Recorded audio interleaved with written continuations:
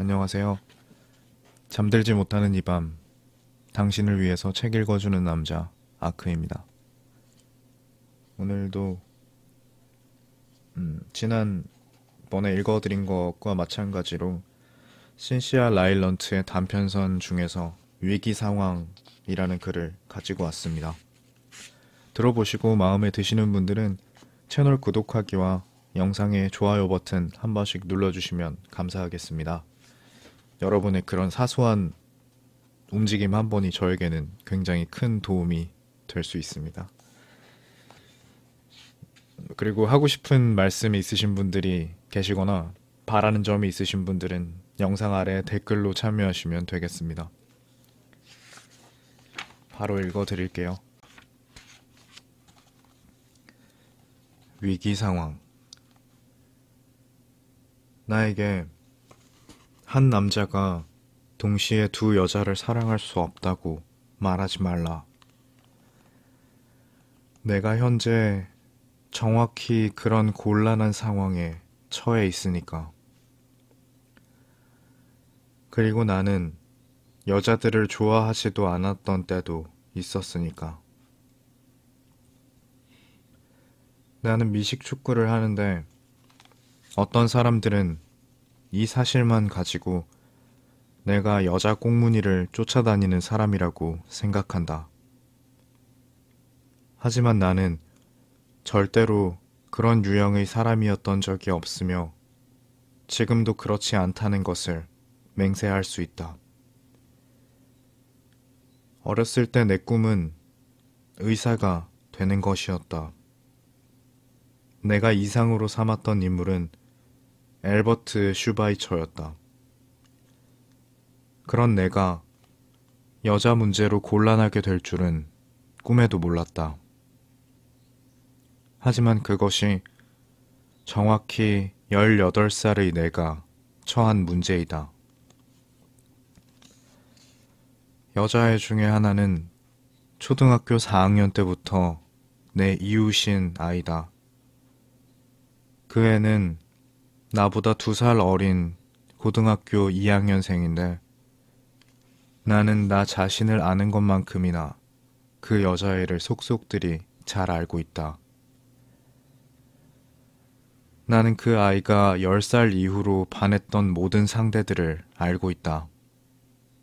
약 1달 전부터 그 아이는 나에게 반했는데 정확하지는 않지만 아마도 내가 팀의 쿼터백으로 뽑힌 것과 관련이 있지 않을까 싶다.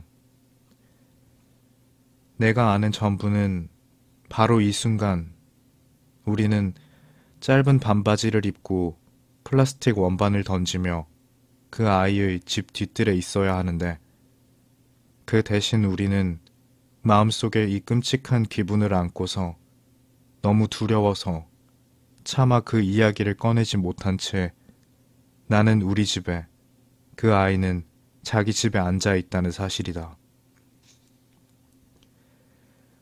젠장, 나는 그 아이를 늘 사랑해왔지만 그 아이를 여자로서 사랑하게 된 것은 언제였지? 전혀 생각이 나지 않는다.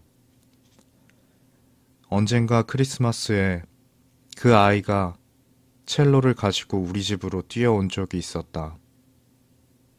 시간은 아침 7시쯤이었고 내가 15살이었으니까 그 아이는 13살 때였을 것이다. 그 아이는 초인종만 누르고는 누군가가 현관문으로 나오기도 전에 급히 우리 집 안으로 들어왔다.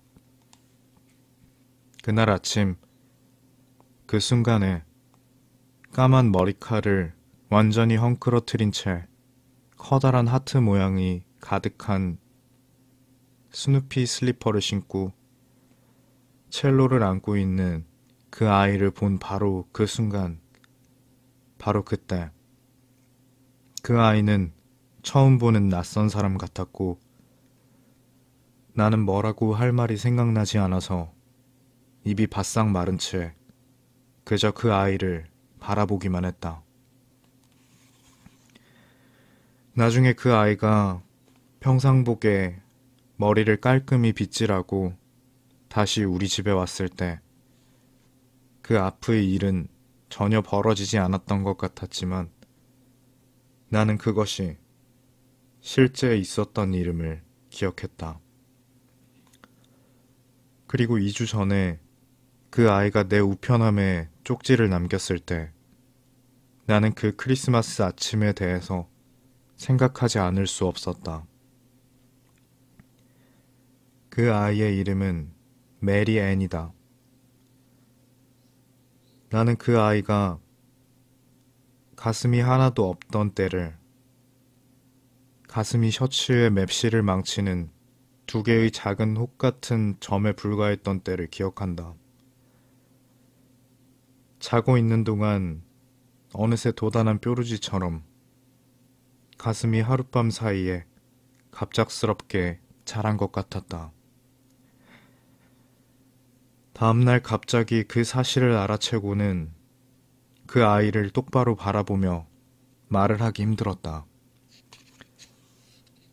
나는 그 아이의 가슴이 하룻밤 사이에 커졌다는 사실에 무척 당혹스러웠다. 그 뒤로 나는 하느님께 맹세코 절대 그 아이의 가슴에 주의를 기울이지 않았는데 내 우편함에 그 쪽지를 받고 나서 다시 그 아이의 가슴에 대해서 생각하기 시작했다.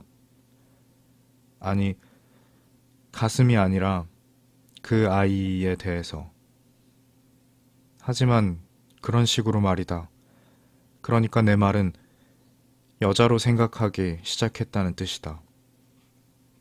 나를 곤란한 상황에 처하게 만든 2번째 여자는 진짜 여자 같은 여자이다. 내게 푹 빠진 가라데 수업을 같이 듣는 22살의 여성. 그녀는 한눈에 보기에도 가슴이 있지만 그렇다고 그것 때문에 꼭 내가 그녀를 메리 앤보다 더 많이 사랑한다는 뜻은 아니다. 그건 그녀가 내 마음을 사로잡아 그로 인해 다른 의미에서 특별한 존재가 되었다는 의미일 뿐이다. 22살. 나는 그녀가 22살이라는 사실이 믿기지 않는다. 그녀도 내가 고등학교 쿼터백이라고 말했을 때 믿기 어려워했다. 눈을 동그랗게 뜨고 활짝 웃으며 농담이겠지 하고 말했다.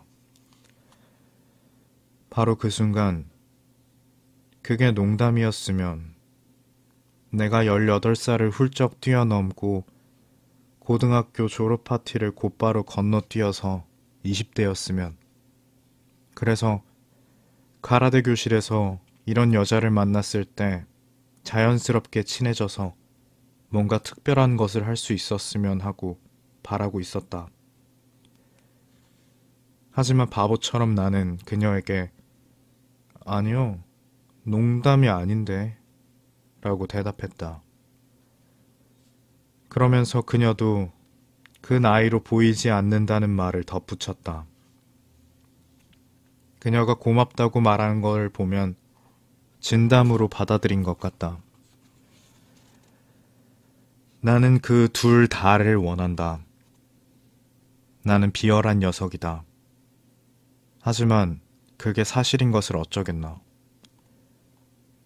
나는 내가 어렸을 때 안고 자던 오래된 얼룩 강아지 인형처럼 친숙하기 때문에 메리앤을 원한다. 그 아이와 함께라면 아무것도 변하지 않고 내 삶은 지금과 같은 식으로 계속될 수 있을 것이다.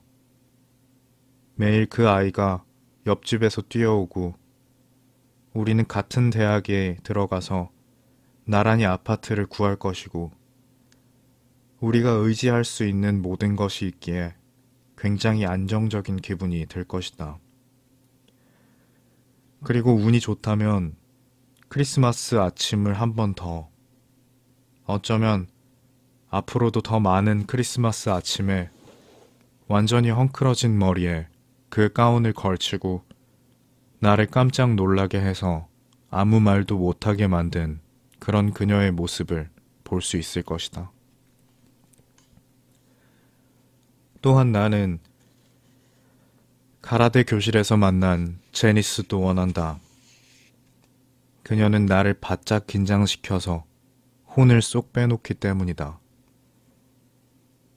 나는 바로 그 다음 순간에 무슨 일이 일어날지 예상할 수 없게 되어서 발을 딛고 서 있을 곳도 잡고 있을 곳도 없이 은하계에서 길을 잃고 떠도는 우주 비행사처럼 되어버린다. 그러면서 내가 할 수 있는 일이라고는 오로지 그토록 아름다운 치아들이 다음에는 무슨 생각을 할까 기다리면서 지켜보는 일뿐이다. 문제는 내가 18살이라는 사실과 내 안에 두 녀석이 있어서 모든 것이 내가 당연하다고 생각했던 그런 대로 이루어지지 않는 위기 상황에 처해 있다는 데 있다. 한 녀석은 청량음료 분말 쿨에이드처럼 평범한 여자와 결혼해서 일요일마다 미니밴 다지 카라반에 아이들을 가득 태워서 교회로 간다. 또 한 녀석은 특별 주문 제작한 멋진 오토바이를 타고 중간중간 멋진 아가씨들을 태워가며 전국을 누비며 돌아다니느라 며칠이 가도록 목욕할 시간도 없다. 아마도 사랑한다는 것은 사실 여러 가지 삶의 모습 가운데 하나를 선택해야 하는 일이 아닐 것이다.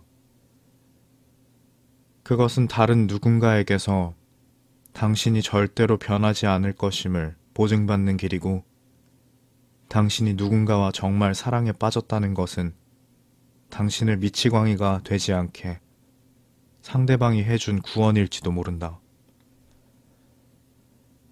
어쩌면 당신이 어떤 사람을 사랑하는 것은 당신이 자신에 대해 꾸며낼 수 있는 어떤 모습보다 더 좋게 그 사람이 당신을 봐주기 때문일 것이다.